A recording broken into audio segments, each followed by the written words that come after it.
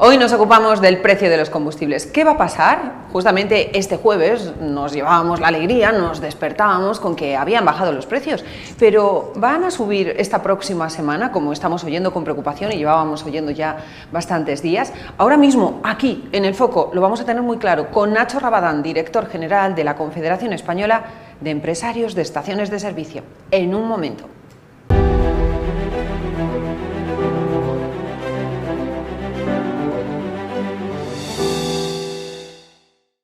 Este lunes entraba en vigor la prohibición de importar derivados del petróleo procedentes de Rusia, el principal suministrador de Europa.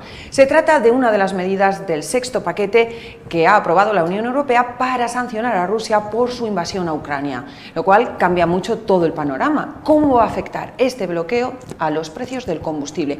¿Van a subir mucho? Es la pregunta que nos hacemos todos. De momento, Cepsa y Repsol ya han afirmado que este cambio se reflejará en los precios de los carburantes, aunque parece que será dentro de un poco más de tiempo. También han asegurado que no faltará suministro, pero lo que sí que es cierto es que todavía no hemos visto esa subida drástica con la que se especulaba. Es más, este jueves estábamos viendo, como decía, que nos despertábamos con la alegría de la bajada del precio de la gasolina y del diésel, pero lo cierto es que parece que va a llegar la subida. Si recapitulamos, la gasolina se ha encarecido más de un 19% y el diésel en torno al 15% desde comienzos del año. Vamos a analizar este escenario con Nacho Rabadán, director general de la Confederación Española de Empresarios de Estaciones de Servicio.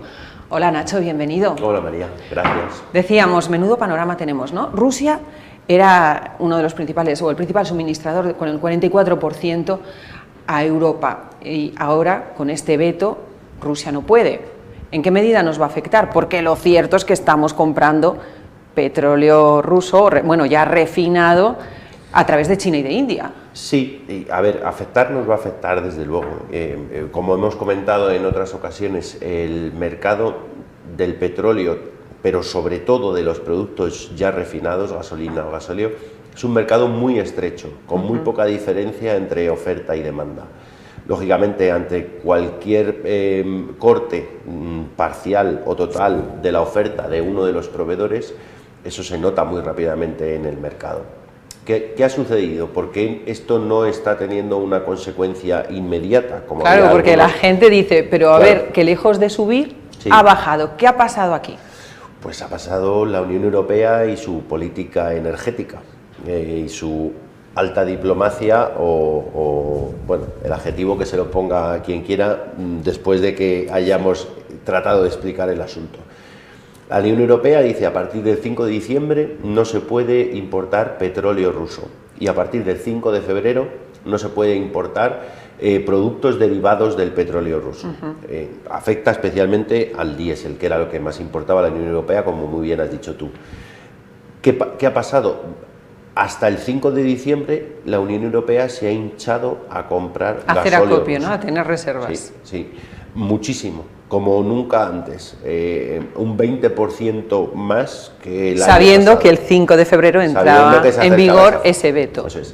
Ya, digamos que el gasóleo ruso ahora mismo es un producto tóxico, pero hasta el 4 de febrero era un producto perfectamente legal y claro, los operadores europeos se han hinchado a comprar. Con la despensa llena, ahora la pregunta es, ¿cuánto va a tardar en vaciarse la despensa? Esa despensa tan grande. ¿Y cómo vamos a volver a llenarla dentro de la Unión Europea? Pues esa es la pregunta del millón. Sabemos que la oferta está restringida, en cómo se comporte la demanda, pues ahí tendremos la respuesta a cuánto va a tardar en vaciarse y a qué velocidad lo hará, sobre todo. Claro, bueno, aquí entra ya una cuestión que la vamos a dejar al margen, pero que es terrible, ¿no? O sea, se anuncia que como una de las medidas contra Rusia es precisamente no comprar petróleo y sabiendo que eso va a ser así, hacemos acopio. Sí. Tremendo. Pero como decía, aunque no lo estamos comprando ya desde el día 5 todos los derivados, o sea, ese petróleo refinado, sí, nos está llegando a través de China y de India. Sí, sí, sí. O sea, terminamos comprando.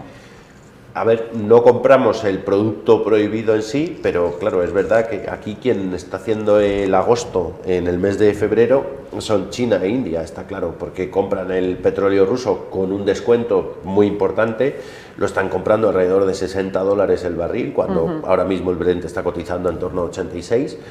lo refinan en sus instalaciones y venden a Europa el producto ya refinado a un precio aproximado de unos $100 el barril. Claro, imagínate, el margen de refino es de casi $40, ¿no? Es un negocio redondo para ellos, pero ese negocio será negocio siempre que a ellos les interese. Pensemos en India, es una potencia refinera, pero de todas las refinerías que hay, solo 2 son privadas, el resto están bajo control estatal. En China ya sabemos todos el régimen que aplica allí, con lo cual no es solo una decisión de las empresas, es una decisión política y geoestratégica también de los gobiernos de India y de China, que nos quieran seguir exportando esos productos ya refinados. De momento los tenemos, pero estamos corriendo el mismo riesgo que corrimos, como Unión Europea en su conjunto me refiero, cuando decidimos cerrar refinerías. Claro, porque ahora mismo tenemos un 20% menos de capacidad, ¿no? Desde 2020. Desde 2009 hemos perdido... Bueno, en 2009 empezamos, sí, ¿no? Y en los últimos años ha sido todavía más. Un 20% de capacidad de refino. Sí.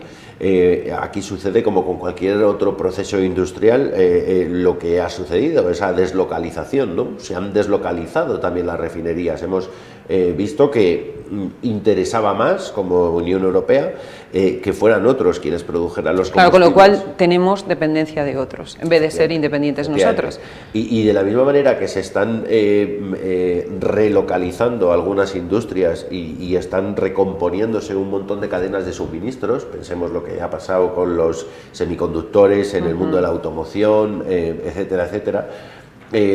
Aquí yo creo que la Unión Europea también debería hacérselo mirar, porque está muy bien que se marque un horizonte de consumo de energías renovables en 2040, 2050, etcétera, etcétera, pero lo cierto es que hasta entonces, y desde luego durante muchas décadas, vamos a seguir necesitando gasolina y gasóleo. Y si tenemos un acceso... O sea, tenemos que ser capaces de refinar nosotros. Si tenemos un acceso sencillo y relativamente barato a estos productos, va a depender mucho la competitividad de los socios europeos. Ahora mismo hemos puesto nuestra competitividad en manos de terceros. Bueno, veremos a ver qué tal nos sale a jugar. Preocupa muchísimo el precio especialmente del diésel, porque más de la mitad de los coches de Europa funcionan con diésel, pero además también transportes pesados, transportes marítimos, en fin, maquinaria. Obras públicas, todo, puertos, todo, sí, está claro. El diésel, más de la mitad del parque es diésel, pero es que los datos de 2022 todavía no están disponibles, pero en 2021, de todo el combustible de automoción que se vendió en España, el 80% fue diésel. El 57% del parque es diésel, pero el 80% del combustible fue diésel, para que veamos la dependencia que tenemos de este producto. Es verdad que en España las empresas que tienen capacidad de refino han invertido miles de millones de euros en los últimos años para adaptar sus instalaciones. Aquí no hay un problema de desabastecimiento y a lo mejor me estoy adelantando a algunas de las preguntas. No, pero está muy bien, lo tratamos de igual. Pero no hay ningún problema de desabastecimiento porque España siempre que tenga petróleo tendrá productos refinados, gasolina o gasóleo. Desabastecimiento, vale, no vamos a tener problema, pero lo que sí que nos preocupa es mucho el precio. Ahora decimos, está bajando. ¿Tú crees que va a seguir bajando? Porque esto es lo que más preocupa hoy, domingo. La gente está viéndonos y dice, pero mañana que sube, baja, se mantiene. No. ¿Qué piensas que pasa? No va a seguir bajando, mucho me temo. Ojalá me equivoque. Claro, es que te voy a decir, hace frío, con el frío se necesita más, con lo cual pueden especular más con el precio. Sí, y además es que nosotros ahora tenemos los datos, bueno, nosotros, la sociedad en general, ¿no? Tiene los datos de cómo está el precio en el surtidor. Y voy a aprovechar para desmentir otro tópico que suele haber relacionado con nuestro mundo, ¿no? El del efecto cohete y el efecto pluma. Sí. ¿No? Que cuando sube las cotizaciones internacionales de petróleo, de los productos, el precio en el monolito sube rápidamente y cuando baja tarda mucho en bajar. Bueno, pues tengo aquí la información para desmentirlo. Ahora mismo está subiendo mucho la cotización en los mercados internacionales, tanto del petróleo como del gasóleo. Y esto todavía no lo estamos viendo en las estaciones de servicio, pero lo veremos seguramente la semana que viene, tardará una semana en llegar. Siempre amortiguado, porque hay una parte, casi la mitad, que son impuestos, pero desde luego que va a subir y ya está subiendo. De hecho, ahora mismo lo he mirado antes de estar aquí contigo y ya está subiendo. Es que el Brent, que dices, está en torno al 86, en enero, el 4 de enero, estaba a 77. Sí. A ver, esto, como hemos comentado también en alguna otra ocasión, las curvas de cotización del petróleo y de los productos refinados, que tradicionalmente han estado muy acopladas, ahora con este cuello de botella de refino que hemos empezado a sufrir, sobre todo en 2022, pero que me temo vamos a seguir sufriendo en 2023, ha hecho que se desacoplen, de tal manera que hemos tenido semanas en las que incluso el precio del petróleo bajaba, pero el precio del gasóleo subía, en un movimiento nunca antes visto, ¿no? Pero, como digo, ahora está subiendo tanto el petróleo como el precio, la cotización internacional del gasóleo. Y esto lo notaremos en nuestros surtidores. ¿De qué va a depender de si sube más o menos, o sobre todo de si sube más o menos rápido? De sobre todo cómo se comporte la demanda de China y también de India. La de India es más o menos estable, pero China, con su política de COVID-0, había hecho cosas muy raras con la demanda en los últimos años. Y del frío que haga en el hemisferio norte. Hemos pasado 2/3 del invierno ya, digamos que hemos salvado dos strikes, ¿no? Y nos queda el tercero que nos podría eliminar, ¿eh? Vamos a ver lo que sucede. Miramos a Portugal, que lo tenemos aquí al lado, y han bajado los impuestos, pero nosotros no. ¿Qué pasa? ¿Estáis hablando con el gobierno para intentar que bajen esos impuestos y que de alguna manera se pueda contener? La última vez que estuvimos aquí sentados hablábamos de ese descuento, ¿no? Que no teníais respuesta y finalmente la respuesta fue pues lo que nos estábamos imaginando, ¿no? Desapareció el descuento. Sí, descuento, por cierto. ¿Crees que puede haber alguna rebaja en los impuestos? ¿Os hacen caso si es que les habéis dicho algo? Me encantaría que la hubiera, pero aquí, fíjate, tengo que traicionar a mi naturaleza de natural optimista y veo muy difícil que lo haya, pero por una cuestión política. Y política, yo nunca no entra dentro de mis atribuciones hablar de política, pero entiendo que es por una cuestión política mal entendida. Creo que esta administración piensa que no puede bajar los impuestos de gasolina o gasóleo de origen fósil, pero se podrían hacer determinadas señales fiscales a otro tipo de energías, como por ejemplo el bioetanol. 15 países europeos venden su gasolina con un 10% de bioetanol y España solo vende con un 5%. ¿Por qué? Esto lo podríamos hacer mañana con una línea en el BOE y dejaríamos de exportar la mitad del bioetanol que produce España, que lo estamos exportando a Francia, y lo incorporaríamos a nuestras gasolinas. Con lo cual bajarían precios. Con lo cual, si se tocara la fiscalidad del bioetanol, como sucede en Francia, que cuesta la mitad que la gasolina, bajaría el precio muy considerablemente. Pero es que además se conseguiría una reducción de emisiones equivalente a retirar 510.000 coches de nuestras carreteras. Esto la administración no lo hace porque no quiere hacer nada, ninguna señal de precios ni fiscal que no sea relativa al coche eléctrico. Y nosotros entendemos que es un error. Pero hoy en día tenemos el parque que tenemos. Tenemos el parque y la economía está como está. Sí, y además hay que ayudar a la gente. Es que es algo que yo no comprendo. Esto es como de los primeros consejos de ministros de esta legislatura, si no fue el primero, yo creo recordar que fue en enero del 20 o algo así, decretó la emergencia climática. Bien, habiendo decretado la emergencia climática, resulta que luego la administración no utiliza todas las herramientas que tiene a su disposición para reducir las emisiones contaminantes de nuestro parque automovilístico. Yo no lo entiendo. Es como si estamos en el Titanic, se está hundiendo el barco, sí, es una emergencia, ¿no? Porque... Y entonces yo voy a achicar agua con un cubo, no, disculpe caballero, solo puede achicar agua con el cubo homologado HJ259. Sí, estamos preocupados porque el cubo sea el adecuado. Perdone, es que hay que achicar agua mire, como que sea. Es que tengo este cubo de playa y este barreño que achican agua muy bien también. No, solo el cubo homologado HJ259. Esto que lo dices, que casi nos puede entrar la risa por el símil, es para llorar. Es para llorar, porque vendrán nuestros hijos y nos preguntarán por qué teníais otras herramientas en vuestras manos y no utilizasteis todas. Lo perfecto es enemigo de lo bueno y estamos esperando una solución ideal que de momento no es tan ideal, tiene muchísimas cosas buenas, la movilidad eléctrica, muchísimas. De hecho, nosotros estamos implantando puntos de recarga en nuestras estaciones de servicio. Es un cliente que nos interesa muchísimo, pero hay algunas aplicaciones para las que todavía no es una tecnología madura.